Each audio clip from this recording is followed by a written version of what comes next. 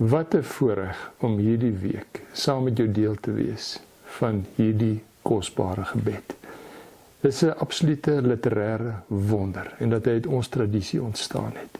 Jesus se disippels sê vir hom, leer ons bid. En hy sê, kom ek vertel julle. En hulle het gesien hoe lank hy weg was, hoe ingewikkeld dit moet wees. En hulle was reg vir die ingewikkelde opening, met hulle penne reg gestaan, leë boeke, hulle gaan bladsye vol skryf. En dan sê hy, hierdie gebed begin so, Onse Vader. Dis al. Dis al. Dis genoeg. 'n Pa wat regtig vir sy kind omgee, vir hom alles sal gee. 'n Pa by wie 'n kind koestering ervaar, by wie hy net gaan sit. Die kind hoef niks te weet nie, hy hoef net na sy pa toe te hardloop, en as hy by sy pa is hy veilig. Die naaste wat ons moontlik daaraan kan kom, is die beeld van Mufasa en Simba in The Lion King. Dis so kragtig as hierdie pa trots is op sy kind. Sy hele lewe om sy kind draai, om hierdie kind vorm te laat aanneem, die volgende koning te laat wees. En hy hierdie kind koester, en hom leer, en hom geniet, hoe hy sien hoe hierdie kind eenslag hom probeer naboots as die pa en hom bewonder.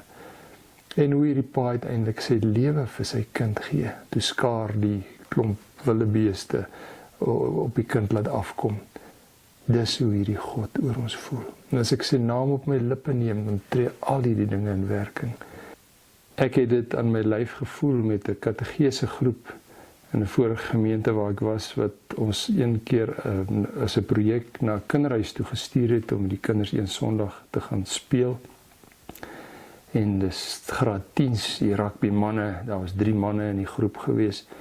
Toe hulle die werk uitdeel, die speletjies wat hulle gaan speel, die Bybelverhaaltjie wat hulle saam gaan opvoer, sê hulle, dis nie hulle tipe ding, daai saam kindertjies nie, maar hulle sal die worsbroodjies braai, 15 worsies vir die worsbroodjies, 3 manne, en so daar staan hulle in worsbraai terwyl die kinders speel.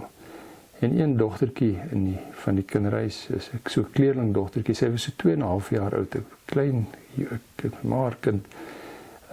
Sy is eers by die speletjies gewees, maar is toe bietjie besig van, sy staan so bietjie weg, maar sy kyk nog hoe hulle speel, en sy beweeg nader na hierdie 3 wat vleis braai. Hulle sien dit nie eers nie, en toe sy nog so stap, sien sy hier's 'n been langs haar, en sy hou net die been vas terwyl sy kyk hoe die kinders speel. En die seun wat sy been vas hou, skrik om boeglam, en hy sê vir sy vriende, hier's moeilikheid, wat doen ek met hierdie kind, dis hoekom ek nie wil kom nie, hulle sê, ons weet ook nie. En so staan die kind, sy weet van niks, sy kyk nie eens op nie. En na rukkie tel hy hierdie kind op. En die oomblik toe hy daai kind optel, toe verander sy hele lewe. Toe hierdie kind, hy skielik besef, maar sy het 'n behoefte aan die koestering en die veiligheid by my. En hierdie kind, hom vertrou en haar lewe in sy hande plaas. Want sien, is 'n kinderhuiskind. Sy ken nie 'n pa nie, maar sy het behoefte aan 'n pa. En daarom die laaste deel ook, ons Vader wat in die hemel is.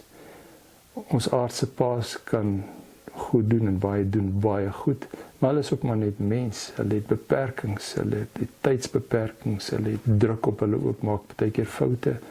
Ons Vader doen wat die beste aardse pa kan doen. Ons Vader is in die hemel, hy is altyd beskikbaar, hy is gereed vir ons, en hy gee werklik om.